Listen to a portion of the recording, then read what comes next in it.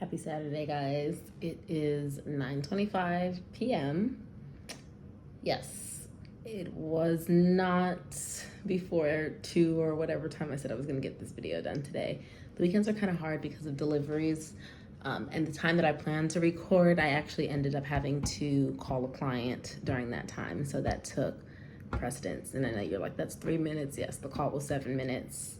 I allocated 10 minutes and I had to go. So, but we're here. So I hope you guys are having a great Saturday or had a great Saturday. My day was good. I had deliveries and then I had a conversation with one of my friends. I missed her call yesterday, did some editing, had a call with a client, sent some emails. Oh, I got to send an invoice before I go to bed too. I'm going to do some editing tonight before I go to bed, but yeah, Saturdays are like that. I have a delivery first thing in the morning. It has to be there at 8 a.m. So it will be a good start to the day so I can kind of get that out of the way. I have to go to, sorry, I had a call come in, but I have to edit. I think that's what I was about to say. And then I'm going to probably wrap it up for the night. But I had a really interesting conversation today. Actually, let me rewind. I think I briefly mentioned that I wanted to start a book specifically that was written by a Black woman and about shame after listening to the Genius Zone. We talked about that 2 days ago. Yesterday, I was supposed to start the audiobook that I found out actually is an anthology of Black authors that is kind of expressing their stories with trauma and healing and shame, which has been very interesting thus far. But I meant to start it yesterday and I did not because I ended up binge watching you while I edited and cleaned my room. So it was really good too. It was really good too. The writers did a really good job, at least to me. I was hooked into every moment, and I think that I don't remember what his name is, but the actor who plays Joe Goldberg did a really great job. He gave Psycho, he gave Sociopath, and it was actually quite well done. It's sad to see the show go, but they went out like a good story. Like they gave it what it deserved because it was a good series in general, and I feel like I enjoyed this last season as much as all of the other seasons, if not more. Anyway, that's to say I did not start the audiobook yesterday. I actually started it today, and my goal was to get through like 2.5 hours of it, and I believe that's exactly where I am in the book now. To be fair, generally I try to give myself a break after 2.5 hours, 3 hours.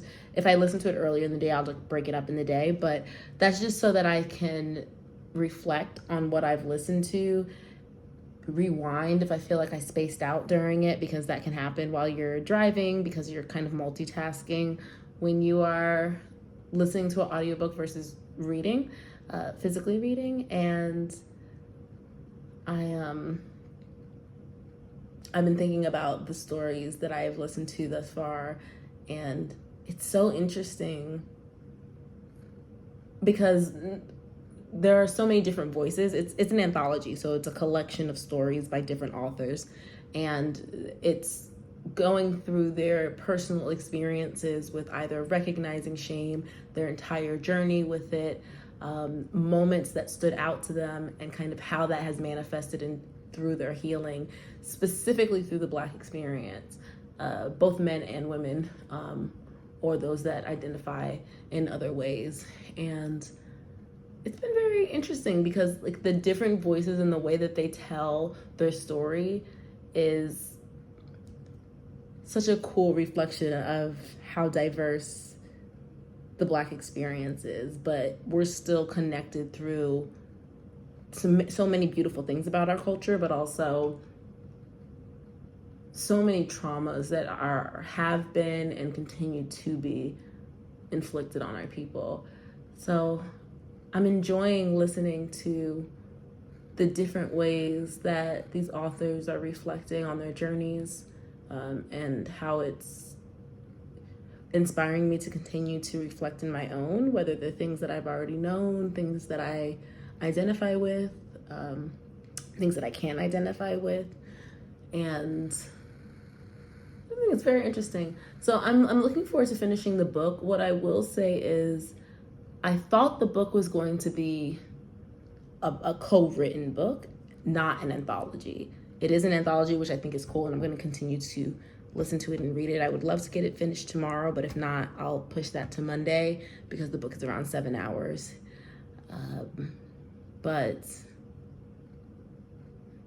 yeah, I think it's really interesting. I would recommend it to anyone. I haven't finished it yet, but the 2.5 hours that I am into it, I found it to be very vulnerable, very respectful with the foreword, and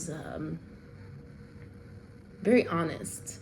You can tell that they allowed each author that submitted their stories to tell it in their own voice, whether they speak it, like whether they actually narrate it or not, but like you can tell that the writing is in their own voice, however they truly express themselves as a writer. And I think that's really beautiful as well, because it doesn't feel like it's this uptight, structured, muted version of their tellings of their stories. It's their stories as diverse as those voices are. And I love that. I really do, as from a compositional stance in the book, outside of the content.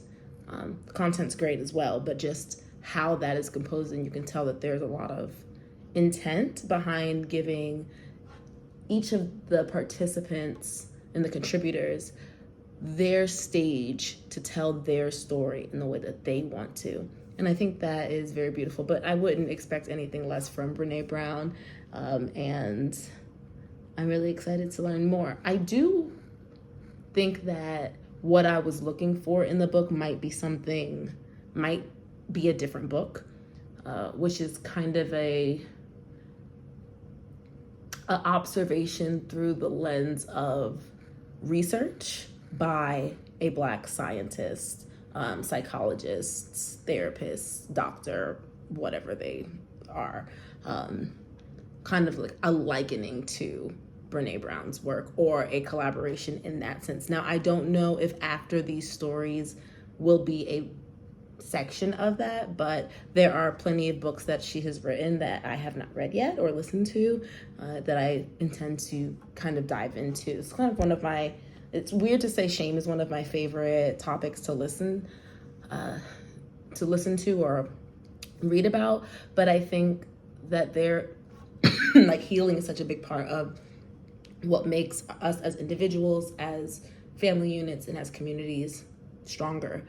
Healing that, and that takes kind of a really deep analysis and understanding of what that looks like, how it affects different people, and how we go about participating in our own healing and participating in healing of the people that are around us, and also intergenerational healing, where we are able to invite those that are behind us, right, like our elders, to participate in the same healing rituals and therapies and utilize the same tools that we are. And I say I'm a millennial, and the generations that are after us, so that there is a wide space for all of us to heal collectively. And there are traumas that impact that, especially the Black experience in itself is obviously riddled with a history of trauma, especially in America, but honestly, internationally as well. So yeah, that's what I've been thinking about. I'm really interested in finishing that. I do have to get some editing done tonight, so while I'm doing like the rough edit, when I kind of chop out all of the big parts that I don't want, I might be able to get another 20-30 minutes in if my brain doesn't space out. But I'm very grateful for kind of stumbling on this, and I'm interested to see what books I listen to next after this. So if you have any suggestions, drop it down in the comments. And I'm gonna go. I hope you guys had a great day. I'll see you tomorrow. Love you. Bye.